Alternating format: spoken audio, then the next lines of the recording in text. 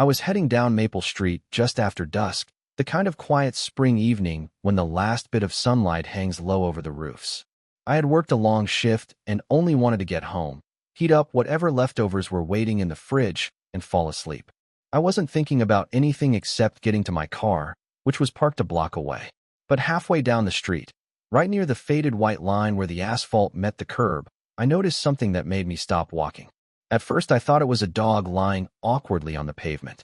The shape was wrong, but the colors and the movement, or rather the lack of movement, pushed the idea into my head so forcefully that I just accepted it. A dog, maybe hit by a car. Plenty of people in our town drove too fast. I kept walking 2 or 3 more steps before something in me rebelled against ignoring it. I stopped, turned back, and took in the whole picture. The animal wasn't curled like a dog, and those ears were too pointed and too short. The face, even from several yards away, had a wild sharpness I'd never seen in a domestic animal. That was the second I realized what I was actually looking at. It was a lynx, a real one, lying on the edge of the road with its back legs stretched behind it in a way no healthy animal would ever choose. I froze. Nobody expects to see something like that in the middle of town. The lynx's sides lifted and sank in slow, uneven breaths, and its eyes were half closed as if it couldn't keep them open anymore. I felt that strange mix of fear and concern twisting inside me. The rational part of my brain screamed that I needed to keep my distance, that a wild cat this size was dangerous no matter how injured it looked. But the other part, the part that reacted before logic had a chance to weigh in, pushed me forward. A couple walked by behind me, but neither of them slowed down. One of them pulled out a phone and held it up for a few seconds, probably recording a video, then laughed nervously and kept walking. A man on a scooter veered around us and muttered something about people blocking the way. Someone across the street shouted that I shouldn't get close because those things jump. Mostly, though, people just pretended they hadn't seen anything. That, somehow, felt worse than the fear. I took a slow step closer. The lynx didn't react. Not a twitch. Its hind legs were stretched unnaturally flat against the asphalt. It looked exhausted, drained, as if moving even an inch would cost it more than it had left. The fur along its back was clumped with dust, and its breathing came in harsh, uneven pulls. Up close, the animal looked smaller than I imagined a lynx would be, yet somehow more fragile. I crouched, not too close, just enough to get a better look and reassure myself that it was still alive. Behind me, someone called out. A man standing in the doorway of a small cafe waved his arms at me. He wasn't yelling out of concern. His face showed irritation, not worry. He told me, in a loud voice meant for everyone around us, not to touch the animal, not to get involved, and that I should leave it alone before it tears my arm off. His shouting startled the lynx, and it let out a low, weak growl that didn't sound like a threat so much as a plea to be left in peace. I stepped back a little, telling the man I had no intention of grabbing it, but he shook his head and went back inside, slamming the door behind him. My hands were shaking, not from fear exactly, more from adrenaline, from the sense that doing nothing would be worse than doing something imperfectly. I took out my phone and searched for the nearest veterinary clinic. The first one that came up was only a 10-minute drive away. When the receptionist answered, I explained the situation, trying to make it sound calmer than I felt. She asked if the animal was aggressive. I told her it could barely move. Then she said they weren't equipped to handle a wild lynx and that I needed to contact a wildlife rehabilitation center instead. She gave me a number and apologized before hanging up. I called the center, hoping for a miracle. A man picked up, sounding rushed. When I told him what I was looking at, he hesitated. They could send someone, he said, but it would take time. Maybe an hour, maybe 2. They were short-staffed that evening, and the nearest field volunteer was far out toward the state line. He asked if the lynx was in a safe place. I looked around at the cars passing a few yards away and the groups of people drifting in and out of the nearby shops. I told him it wasn't. He said if I could move it off the road without getting too close to its head, that would help, but only if I felt safe doing it. They couldn't advise me to pick up a wild animal, but he made it clear that leaving it on the pavement was dangerous for everyone, including the lynx. I thanked him and ended the call. I needed something to cover the animal, something soft, something that would let me lift it without pressing on its injured back. I jogged to my car, which was parked just around the corner. In the trunk, I kept an old, sun-faded blanket. I grabbed it, ran back, and stopped a few feet from the lynx. It still hadn't moved. Its breathing was slightly faster now, as if it sensed the tension around it. I knelt again, spreading the blanket on the ground as quietly as I could. A couple of people watched from across the street, but none offered help. I slid the edge of the blanket under the lynx's front paws, inch by inch. The animal let out a faint sound. Not anger, not fear, just pain. I whispered that I wasn't going to hurt it. I doubt it understood, but something in its posture changed, like it was too tired to resist. Slowly, as gently as I could manage, I lifted one side of the blanket, then the other, pulling it underneath the animal's body. The back legs didn't help, they just dragged uselessly behind. I felt a knot tighten in my chest as I saw how completely limp they were. The whole process took long minutes. When I finally had the lynx resting on the blanket, I pulled it carefully away from the street and onto a small empty patch near the curb, shielded from passing cars. The animal's head shifted slightly, and its ears flicked once. I stayed on my knees, trying to catch my breath. My hands felt cold despite the warm evening air. I didn't know what else to do besides wait. People filtered by in waves, curious glances, hurried steps, a few murmurs about the wild cat lying there. Nobody stayed. Nobody asked if I needed help. Then, just when I thought the lynx might slip into unconsciousness again, it opened its eyes fully for a moment. Clear, amber, focused right on me. There was no aggression there. No fear. Just a kind of exhausted recognition, as if it understood that I was the only person who hadn't walked away. The look lasted only a second before the eyes drooped halfway shut again, but that 1 second stayed with me. I didn't know it at the time, but that was the moment everything else in my life began to shift. For a while I just sat there on the curb next to the lynx, listening to the uneven rhythm of her breathing and the distant hum of traffic. The wildlife center had said maybe an hour, maybe 2. Looking at the way her chest moved, I doubted she had that kind of time. Every few seconds her sides shuddered like each breath had to fight its way in. I checked the street again. Cars rolled past without slowing down. People gave us a wide berth, like whatever was wrong with her might somehow jump across the sidewalk onto them. The sky was getting darker, that dim blue stage between daylight and full night.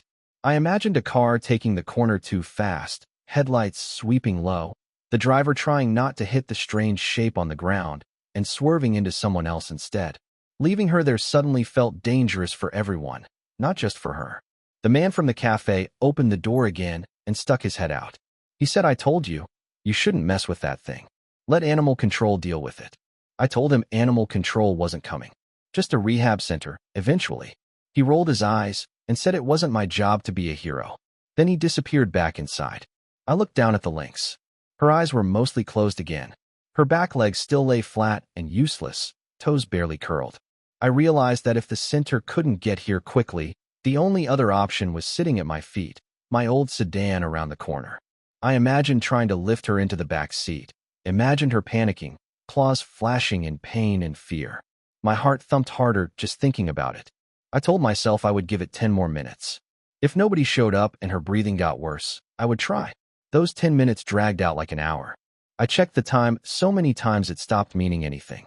She gave a small twitch, then another, and let out a soft, strangled sound that made the decision for me. Waiting was only going to make things worse. "All right," I said quietly, more to myself than to her. "We're going to the car." I jogged back around the block and popped the trunk. There was the same old blanket I had used, and beside it, collapsed flat, an oversized moving box I had never thrown away. I unfolded the box, cursing under my breath at the stubborn cardboard flaps, then shoved the blanket inside, trying to make a kind of nest out of it. My mind ran through every warning I had ever heard about wild animals. Don't approach. Don't corner. Don't try to handle them yourself. But the memory of her looking straight at me a few minutes earlier cut through all of that. If I walked away now, I knew I wouldn't sleep for weeks. When I got back, the street seemed even emptier. A couple of teenagers slowed as they passed, but didn't say anything. I set the box on the pavement next to the lynx and took a long breath to steady my hands. "All right, girl," I said. "One more move." I slid my hands under the edges of the blanket, keeping as much distance as I could from her head and front paws. The cardboard scraped softly against the asphalt. Her ears flicked once, but she didn't raise her head. I lifted a little, felt the solid weight of her body, then inched the blanket toward the open box. My arms burned from the tension more than from the weight itself. Halfway in, she let out a sudden, hoarse growl and tried to push herself up with her front legs. Her claws scraped uselessly against the blanket. Instinctively, I froze, hoping she wouldn't twist and bite. But the effort lasted only a heartbeat before she collapsed again, sides heaving. Her back legs never moved. "You're okay," I said, as calmly as I could. "I've got you." Talking to her didn't make sense, but it steadied me. Inch by inch, I pulled the blanket, sliding her fully into the box. Once she was inside, I folded the front flap up, leaving enough space for her head and neck so she could breathe and see out. It wasn't perfect, but it was better than leaving her on bare concrete. Lifting the box was another challenge. I hooked my fingers under the bottom edges, bent my knees, and pulled up in one slow motion. The weight settled into my arms and lower back, heavier than I expected. I took careful steps toward the corner, feeling every bump in the pavement through the cardboard. The lynx shifted once and the box rocked. I almost dropped it. "Easy," I muttered. "Easy." When I reached the car, I set the box down to catch my breath. My shirt was damp with sweat, even though the evening air had cooled. I opened the back door and pushed the front seats forward as far as they would go. Then I lifted the box again and angled it into the back seat, sliding it until it rested lengthwise. I made sure the flap near her head stayed partly open. She blinked at me once, either too exhausted or too wary to react more. I climbed into the driver's seat and sat there with my hands on the steering wheel, not turning the key yet. This was the moment when I could still back out, call the rehab center again, tell them I'd done what I could and the lynx was no longer in the street. But the idea of leaving her in the car alone, waiting who knew how long, felt even worse. I started the engine. The drive to the Wildlife Rehabilitation Center took just under 20 minutes, but my mind stretched it into something much longer. Every noise from the back seat made me glance nervously in the rearview mirror. Twice I heard a faint scrabbling sound and pulled onto the shoulder, half expecting to see her trying to climb out of the box. Both times, when I opened the door and peered in, she was still lying on her side, chest rising and falling, eyes partly open. At one point, while I was merging onto the main road, she gave a soft, stuttering whine, the kind of sound you'd hear from an animal caught somewhere between pain and confusion. I swallowed hard and kept my eyes on the road. There was nothing else I could do but get her there faster. I drove slower than usual, hovering just under the speed limit, afraid that any sudden stop would throw her against the side of the box. My shoulders ached from leaning forward. Everything inside me braced for something to go wrong. The whole time, I kept replaying the conversation with the center in my head, wondering if I should have insisted they send someone immediately. By the time I turned off the main road onto the gravel driveway that led to the rehab facility, twilight had settled in fully. A modest wooden sign with faded letters marked the entrance. The building itself looked more like a small farmhouse than a clinic, a squat single-story structure with a metal roof and a couple of outbuildings behind it. A battered pickup truck and an older SUV sat in the parking area, dust coating both. I parked as close to the front door as I could and killed the engine. The sudden silence made the sound of the lynx's breathing in the back seat stand out even more. For a second I just sat there, hands still gripping the wheel, feeling my heart hammering in my chest. Then I forced myself to move. I opened the rear door, checked the flap on the box again, and whispered that we had made it. Her eyes flickered, but she didn't react otherwise. The front door of the building opened as I wrestled the box out. A man in his 30s with a short beard and a faded hoodie stepped out, wiping his hands on a towel. His name tag read Mark.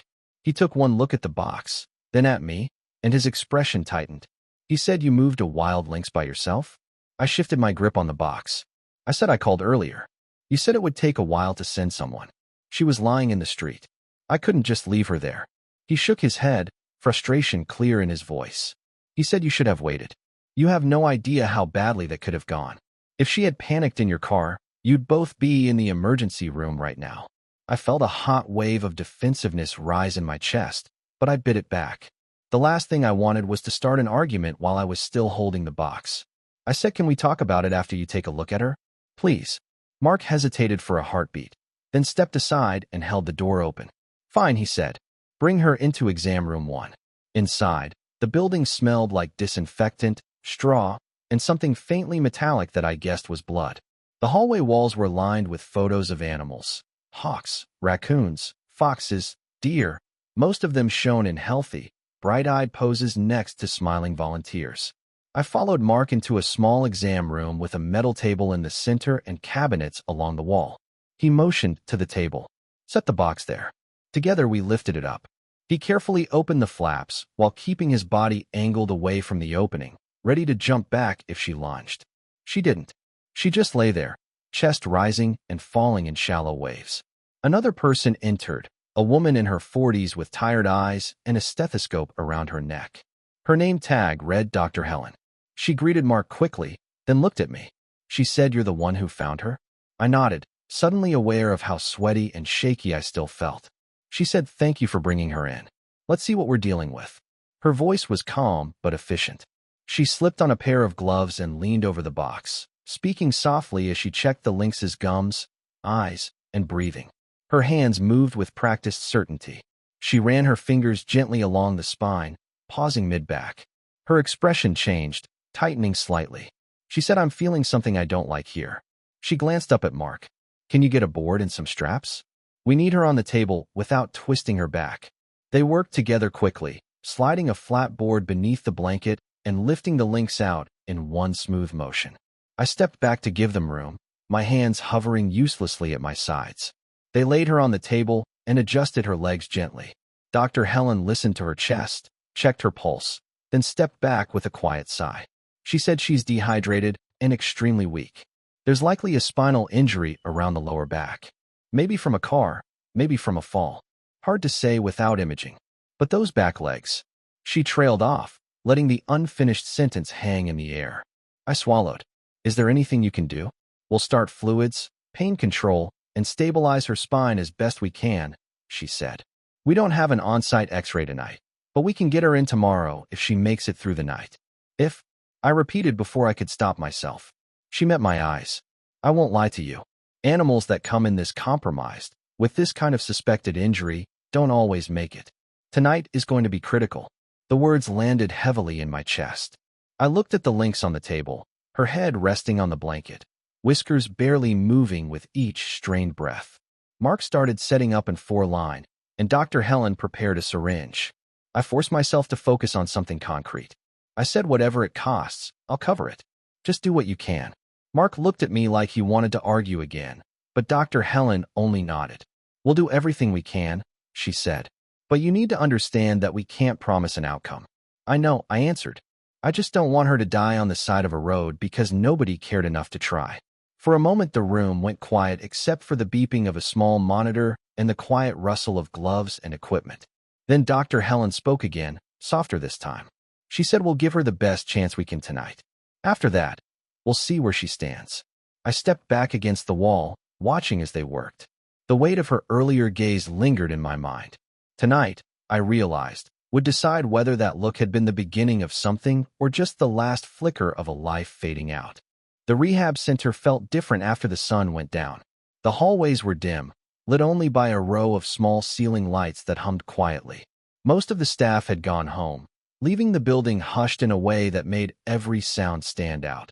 The click of a distant door, the soft whir of an air vent, the faint rustle of animals shifting in their enclosures. Mark had shown me where they had placed the lynx, a medium-sized recovery kennel in a room meant for animals that needed overnight monitoring but weren't stable enough for the larger outdoor pens. He told me they had given her fluids, pain medication, and something to keep her calm. He didn't say anything about her chances, but he didn't need to. The way he moved, careful, quiet, almost apologetic, made it clear he wasn't expecting a miracle. He said, "You can stay for a bit, but try not to get too close. She needs rest." I nodded, pulled a chair from the corner, and sat down a couple of feet from the kennel. The metal bars glinted faintly in the low light. Inside, the lynx lay on her side, head resting on a folded towel, her body half covered with the blanket I had brought. Her breathing was still shallow, but not as ragged as before. A small line ran from her front leg to an forebag, hanging from a hook above the kennel. Mark left me alone after a few minutes. The rest of the building settled into silence. I leaned back in the chair and let the tension drain slowly from my shoulders. It was the first time since I'd found her that I wasn't actively doing something, running, lifting, arguing, calling, begging for help. Now all I could do was sit and listen. Her breathing had a rhythm to it, soft and uneven, like someone fighting to stay awake. Every rise and fall of her ribcage held my attention. I didn't know why it mattered so much to me. I had never seen a lynx this close before today. I had no reason to care about her more than any stranger on the street. But something about the way she had looked at me earlier, the way she had tried to lift her head for that 1 second, stuck with me. I couldn't shake it. Time didn't move normally that night. I kept checking the clock on my phone, surprised to see only a few minutes had passed. At one point I stood and stretched, walked a slow loop around the room, then sat back down. My legs tingled with leftover adrenaline. The chair creaked every time I shifted. My mind wandered without meaning to. It pulled up a memory I hadn't touched in years, my childhood cat, a gray tabby named Milo. He had been hit by a car when I was still in school. We took him to a vet late at night, and I sat in a plastic chair just like this one, listening for any sign of life from the back room. He didn't make it. I remembered the way my mother had tried to explain that sometimes doing everything you can still isn't enough. I shook the memory off, but the feeling remained, the tight, helpless ache in the center of my chest. A soft sound came from the kennel. At first I thought I imagined it, but then I leaned forward. The lynx's whiskers twitched. Her breathing paused for a moment and then resumed, but weaker. I felt that same old panic rising, quick and sharp. Then, suddenly, her chest stopped moving entirely. I was on my feet before I realized it. "Mark," I called, loud enough to echo down the hall. "Mark, get Dr. Helen." I knelt next to the kennel, gripping the bars without meaning to.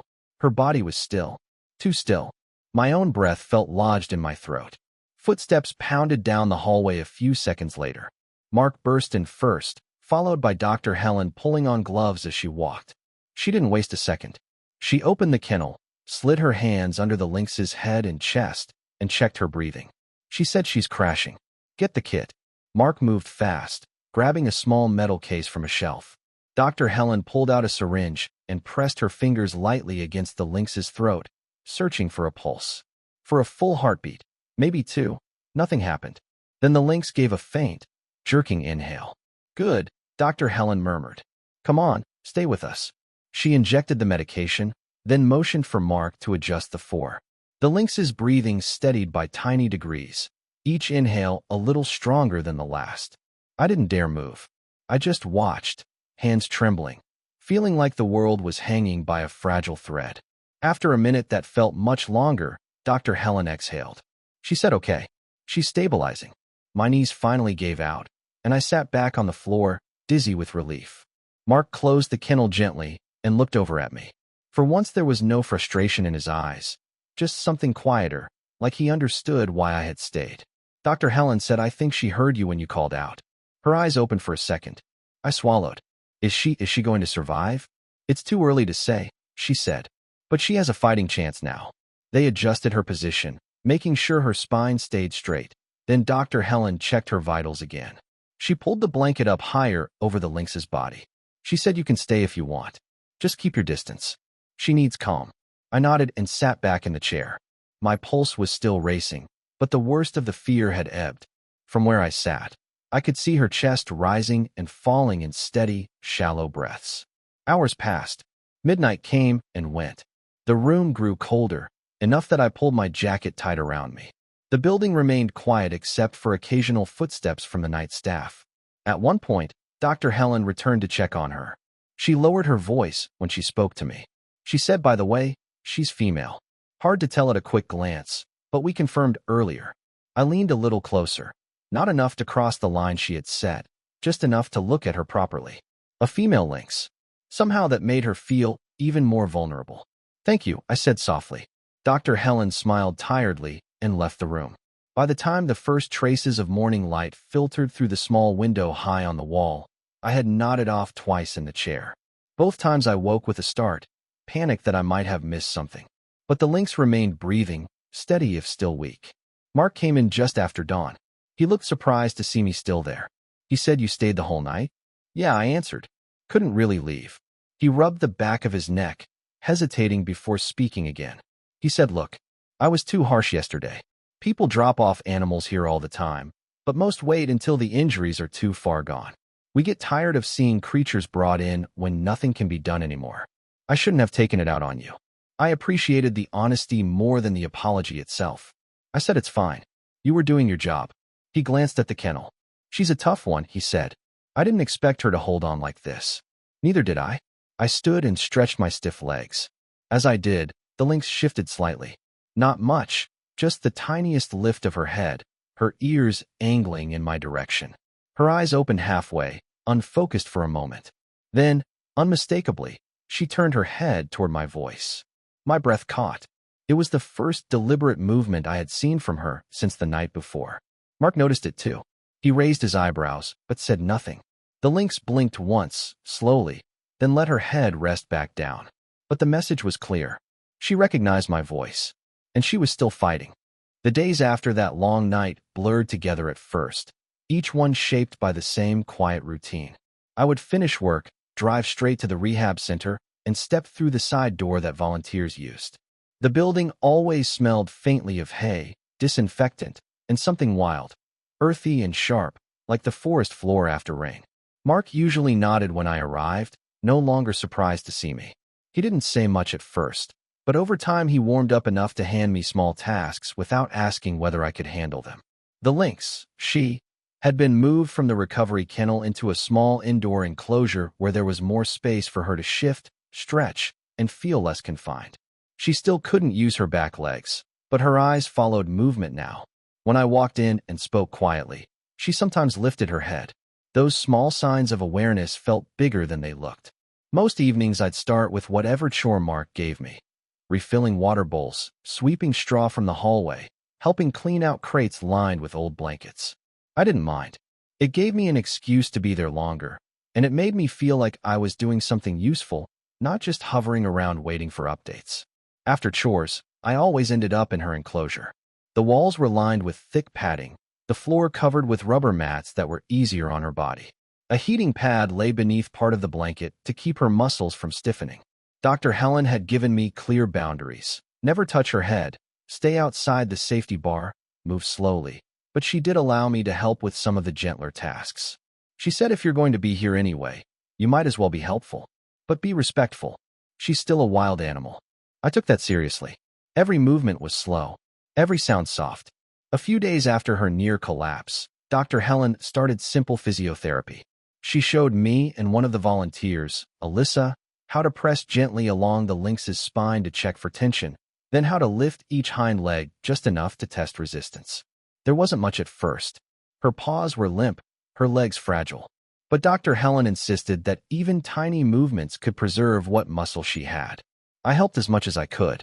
I held warm towels against her lower back, counted out the seconds like I'd been taught, and watched the way her breathing changed when she was uncomfortable.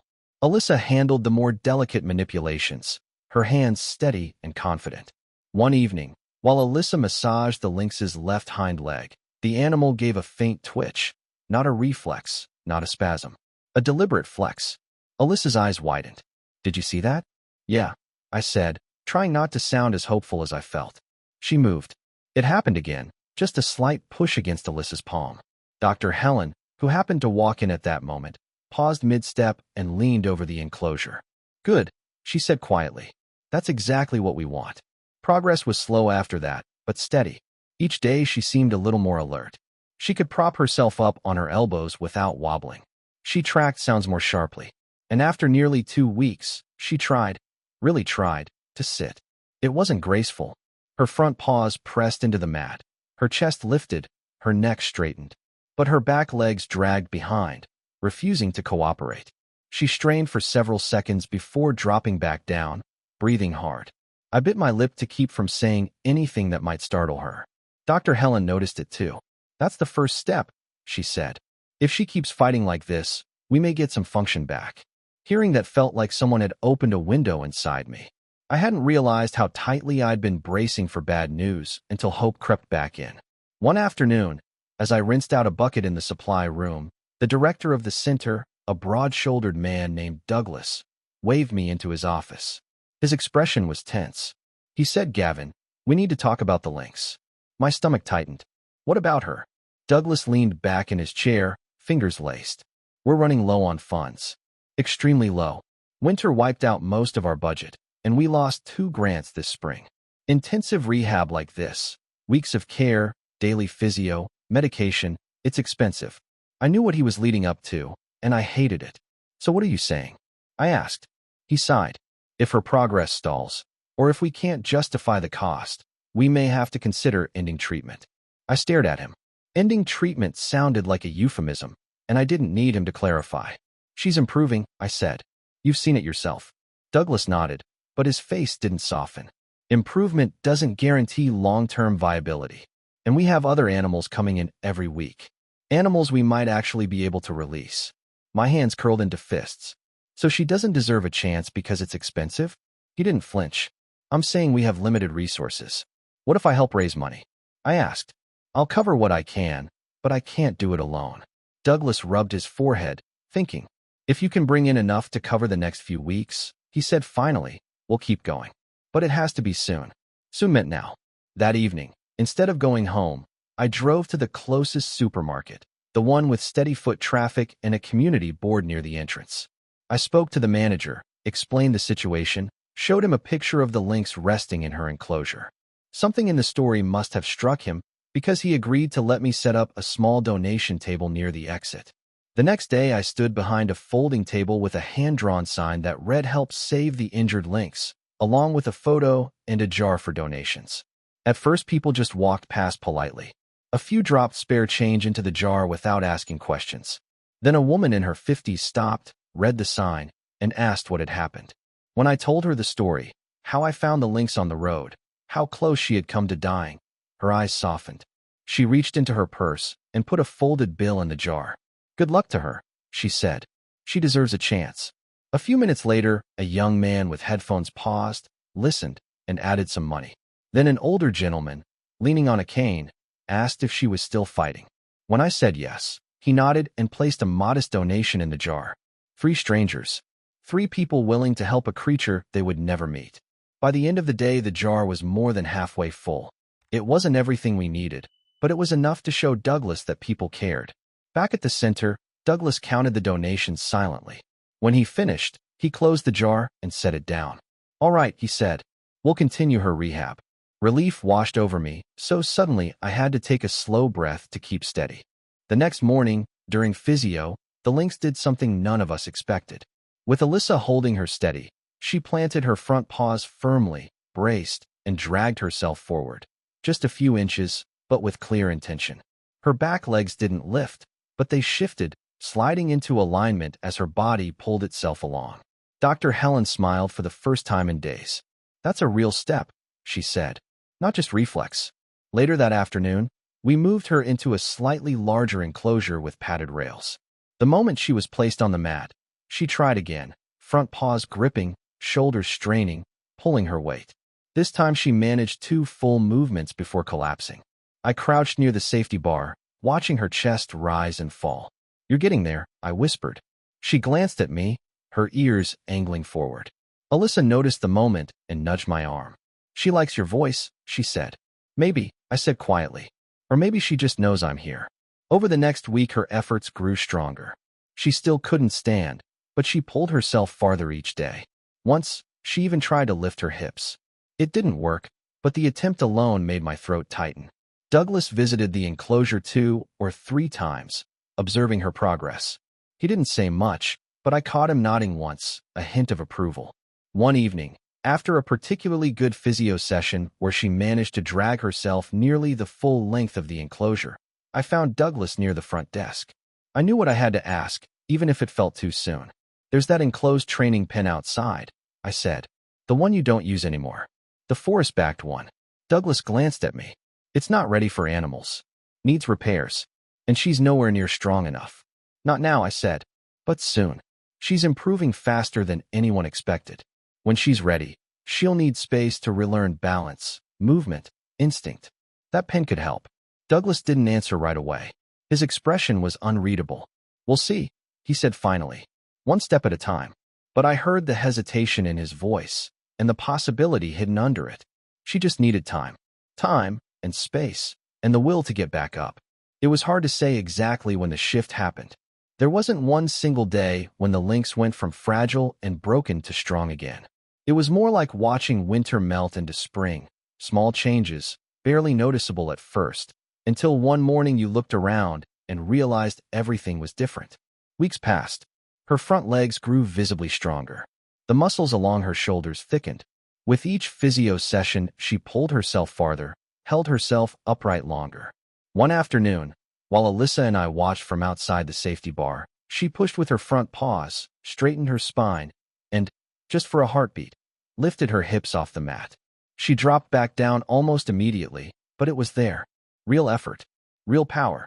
Dr. Helen saw it and didn't hide her satisfaction. She said if she keeps that up, we might see partial weight bearing on those back legs. The next week, it happened again. And again. Little bursts of lifted hips, tiny attempts at standing. She wobbled, fell, tried once more. Every time she failed, she rested, breathing hard, then gathered herself for another try. One evening, I came in later than usual, delayed by traffic.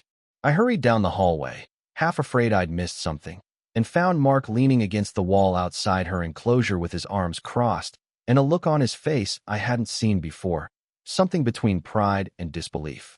He jerked his chin toward the open viewing panel. Go on. Take a look. I stepped closer.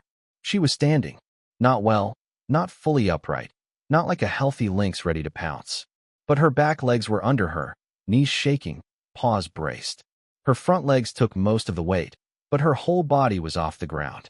She held it for a few seconds, then sank back down. I let out a slow breath I hadn't realized I was holding. That's the first time she's done it without help, Mark said quietly. From there, things moved faster. Within another week, she could stand longer, then take a few halting steps. At first, she dragged her back paws more than lifted them, leaving shallow streaks on the mats. Dr. Helen adjusted her therapy routine, adding short intervals where they encouraged her to move between two padded platforms, rewarding each controlled step with a small piece of meat. She's rebuilding strength and coordination, Dr. Helen explained. The more her brain relearns these patterns, the better her chances outside. Outside, the word hung in the air like a distant promise. Eventually, the indoor enclosure became too small for what she needed. She'd reached the far wall in just a few strides now, turn, and pace back. The wild energy in her movements was returning. She watched everything. The shift of shadows, the rustle of clothing, the birds outside the window. The more alert she became, the more obvious it was that she did not belong within four padded walls. Douglas showed up one afternoon with a clipboard and a reluctant expression. We need to talk about transitioning her, he said. Transitioning? I repeated. He nodded toward the back of the property. That old forest pen we talked about. We patched the gaps in the fencing, cleared out the broken branches. It's not perfect, but it's secure. If she's ever going to be ready for release, she has to relearn how to move on uneven ground. My chest tightened with a mix of excitement and worry. When? As soon as Dr. Helen signs off, Douglas said. Maybe by the end of the week. The end of the week came quicker than I expected. On the morning we moved her, the sky was overcast and the air cool, the kind of day that smelled like wet earth and pine. Alyssa and another volunteer prepared a large transport crate with extra padding. We dimmed the lights in her enclosure to keep her calmer, and Dr. Helen administered a mild sedative. Not enough to knock her out completely, just enough to take the edge off her anxiety. Even so, when they guided her into the crate, she let out a low, wary growl. Her eyes were bright, suspicious. She wasn't helpless anymore, and she knew it. Easy, girl, I said from a few feet away. You're going somewhere better. Her gaze flicked toward me for an instant, then back to the open crate. After a moment's hesitation, she stepped forward, muscles tense but controlled. Once she was inside, they secured the door. We carried the crate out the back, across the gravel lot, and along a narrow path that led to the training pen. The pen backed up against a stand of trees, the ground inside covered in a mix of dirt, rocks, and leaf litter. It was ringed with high fencing and had a few low logs and boulders for climbing. This used to be for foxes and coyotes, Mark said, before we lost funding to maintain it. Now it was for her. We set the crate down inside the gate and stepped back. Douglas latched the outer fence behind us. Ready? Dr. Helen asked. I wasn't sure if she was talking to us or to the lynx. She unlatched the crate door and swung it up. For a moment, nothing happened. Then, slowly, the lynx stepped forward, one paw at a time, emerging into the filtered light. The ground wasn't flat here. It dipped slightly, scattered with small stones and roots. She tested it with cautious, deliberate steps, her back legs trembling but holding. Her nose twitched as she scented the air, catching the smell of trees, soil, and distant birds. She walked a few paces, then paused. Her tail flicked once. Watching her there, no longer framed by metal bars or padded walls, but by sky and branches, I felt something shift inside me. For the first time since I had found her on the pavement, she looked like what she was meant to be, a wild animal. Over the next days, the training pen became our new routine. After work, I'd head straight there instead of the indoor enclosure. She moved more each time I saw her. Her steps grew steadier, her body lower and more fluid. She started testing the logs, hauling herself onto them, then jumping down in controlled, careful motions. At first her landings were awkward, back paws slipping. But she adjusted, learned, tried again. Once, when a squirrel raced along the outside of the fence, she froze, muscles coiling. For a brief moment her body language changed completely. She lowered herself into a crouch, eyes locked, tail barely twitching. The old hunting instincts were still there, buried but intact. She didn't pounce. There was nowhere to go, but the intensity in her gaze sent a chill up my spine. "She's remembering," Mark said quietly beside me. That was the goal, and also the thing that scared me. The more she returned to herself, the clearer it became that she didn't belong to us, or to me. She belonged to the trees, the rocks, the thick undergrowth miles away from parking lots and sidewalks. Every bit of progress brought us closer to the moment we had been working toward and dreading at the same time, letting her go. One evening, about a month after she'd first stepped into the training pen, I arrived to find Douglas, Dr. Helen, and Mark already there. Their faces were serious. "What's going on?" I asked. Douglas said we had the wildlife officer out today to evaluate her. Based on her mobility, behavior, and overall condition, he thinks she's ready. I felt the words land like stones in my chest. Ready. Ready to leave. Dr. Helen added she's regained enough strength to hunt small prey. Her gait is stable. We can't promise she'll survive out there, but keeping her here any longer might cause more harm than good. She's starting to pace when she hears forest sounds. She's restless. "So when?" I asked. "Tomorrow morning," Douglas said. "Early. Less traffic, less noise. We'll take her a few miles out into the protected forest area." I nodded, not trusting myself to speak for a second. That night, I lay awake long after I should have fallen asleep, staring at the ceiling. My mind replayed everything. From the first moment I saw her on the road to the way she had started standing, moving, reclaiming pieces of herself. Part of me wanted to cling to the safety of the center, to the certainty of walls and caretakers and monitored food. But that wasn't living for an animal like her. It was surviving at best. The next morning the air was crisp and clear, the sky pale with early light. We met in the parking lot just after sunrise. Douglas loaded a reinforced transport crate into the back of the SUV. Mark secured it, and Dr. Helen checked the latches twice. I climbed into the passenger seat. The lynx went into the crate with less resistance this time. She didn't like it, but she tolerated it, muscles taut, eyes bright. As we drove out of town, the buildings fell away, replaced by rolling hills, dense stands of trees, and narrow strips of fog lingering in the low areas. We turned onto a dirt road that wound deeper into the protected forest. Birds called from the branches overhead. The air smelled cleaner here, sharper, full of pine and damp leaves. Douglas parked in a small clearing where the trees parted just enough to let sunlight touch the forest floor. "This is far from trails and houses," he said. "Good cover, access to water nearby." We unloaded the crate and set it on the ground facing the tree line. For a moment nobody moved. The forest around us felt strangely quiet, as if it were waiting too. "You want to do it?" Dr. Helen asked, looking at me. My throat tightened, but I nodded. "Yeah, I do." I knelt beside the crate, fingers resting on the latch. Through the small vents I could see her eyes watching everything. There was no fear in them now, just alertness. I took a slow breath. "Okay, girl," I said softly. "This is where we part ways." I flipped the latch and lifted the door. For a second she didn't move. Then she stepped forward, one paw, then another, emerging from the crate like she had from the training pen. But this time there were no fences, No padded walls, no metal edges. Only trees, moss, and open space. She walked a few feet, then stopped. The breeze ruffled the fur along her back. She lifted her head, scenting the air. Sunlight caught the faint pattern of spots along her sides. Then she turned her head, and her eyes met mine. It wasn't a long look. It wasn't some dramatic, storybook moment where everything slowed down. It was just a clear, steady gaze, recognition, maybe, or maybe just curiosity. But it hit me harder than I expected. She didn't look like a patient anymore, or a victim. She looked like what she had always been, underneath the injuries and the weakness. A strong, wild animal standing on her own feet. Her ears flicked once. Then she broke eye contact, lowered her body, and slipped into the underbrush with a series of smooth, confident movements. Within seconds she disappeared. The forest swallowed her up.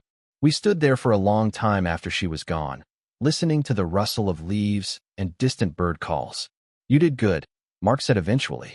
I'm not sure who he meant, me, the center, or all of us together. It didn't really matter. A few weeks later, on a day off, I went hiking alone on one of the lesser-used trails near the release site. The sky was clear, the air warm. I walked slowly, taking in the smell of pine and the soft crunch of twigs under my boots. At one point the trail curved along a ridge that overlooked a dense patch of forest. I stopped to catch my breath and happened to glance down into the trees. There, halfway between shadow and light, I saw a shape move. A lean, spotted body slipped between the trunks, pausing for just a heartbeat on a fallen log. The ears, the build, the way she carried herself, it all felt familiar in a way that made my chest tighten. She stood there, silhouetted against the green, head turned slightly toward my direction. We were too far apart for me to see her eyes clearly, and I knew there was every chance it was a different lynx altogether.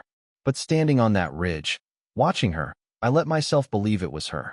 She held there for a few seconds, perfectly balanced, then stepped off the log and vanished into the deeper shadows. I stayed where I was, the wind brushing against my face, a slow smile spreading despite the ache in my chest. Whatever happened from that point on, I knew one thing for certain. She hadn't died on the side of a road while everyone walked past. She had gotten a second chance, and she'd taken it back into the wild where it belonged.